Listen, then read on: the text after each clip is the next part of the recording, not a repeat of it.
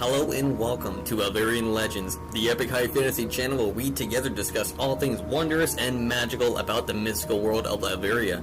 If you like today's video, don't forget to check out the social media links listed down below in the description for weekly updates of the characters and lore.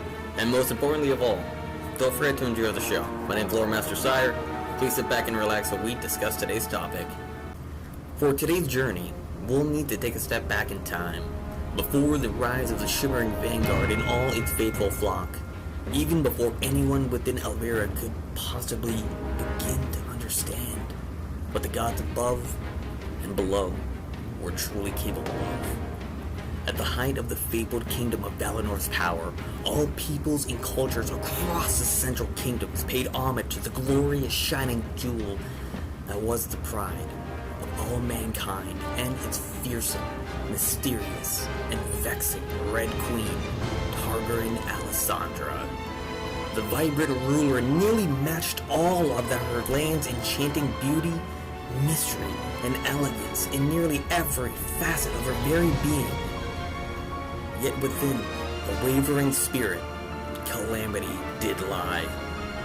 None alive within her kingdom would ever dare question the divine rule of the Red Queen of Valanor, for her breathtaking beauty and thoughtless cruelty went hand in hand, no matter how maddening or deranged the demands would soon become.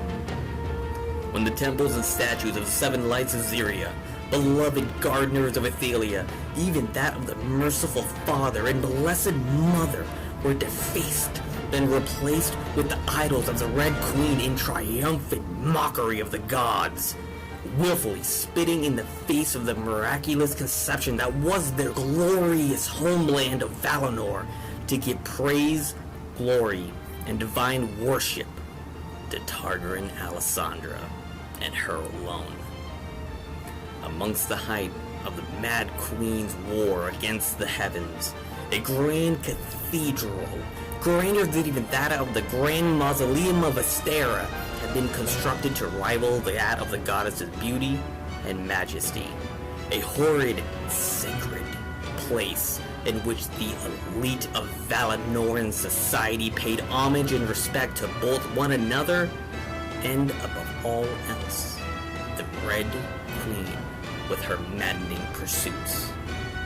Once the faithful flock and the sacred servants had been run from the cities, the great scarlet angels and the holy shepherd fleeing in disgrace, what was left of the true believers began to be openly tortured and ridiculed in plain view for all to see as vermin, and their children starved in the gilded streets, surrounded by extravagant greed.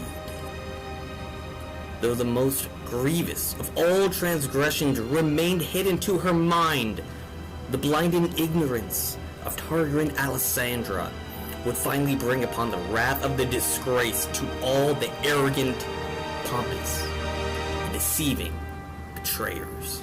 Amidst the darkened and silent pews and corridors of the pristine cathedral, a willful soul spun wicked webs of chaotic ancient magics. Most fearsome and ingenious of all dark goddesses, the Veiled Widow had refused to spend a single moment longer listening to the insufferable insolence, and would very much delight in demonstrating her divine judgment as a slight grin began to play across her porcelain face. Pungently clutching the talisman of their pious and pathetic religion, the seven liars shining down upon the accursed instrument of damnation, a small silver object began to weave itself in between her own being, completely becoming submerged beneath a canvas of woven darkness, to only moments later emerge, visually the same. Staring down upon the accursed sacrilegious mockery, the ire of the goddess rose, and with a single kiss, sealed Fate's hand. Relishing the few moments she had left, great gouts of resentment began to spew forth from outstretched hands to engulf the entire cathedral in the punishment of the Daughters of Eternity. Hearing footsteps, the goddess's eyes flared with chaotic life, knowing full well that her secreted labors would soon bear promised retribution. Before leaving, every symbol of their vainglorious queen and all those who followed her slowly, slower than the eye can conceive, began to twist into abhorred effigies of their true selves. With but a single glimpse of the Red Queen within the morning light, the goddess vanished from mortal sight as the massive bejeweled doors within the cathedral swung open, pouring forth the purifying golden rays of morning light to make way for the Red Queen.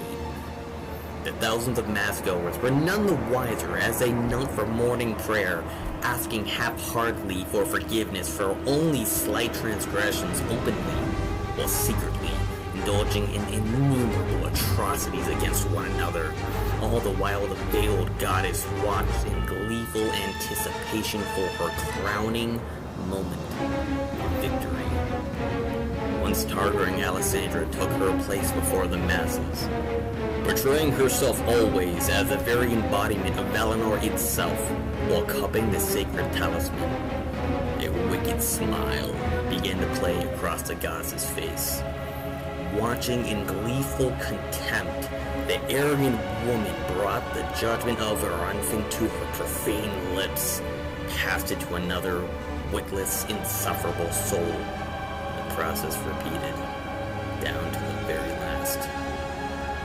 The seeds of doubt were planted. She needn't be in that insufferable place any longer.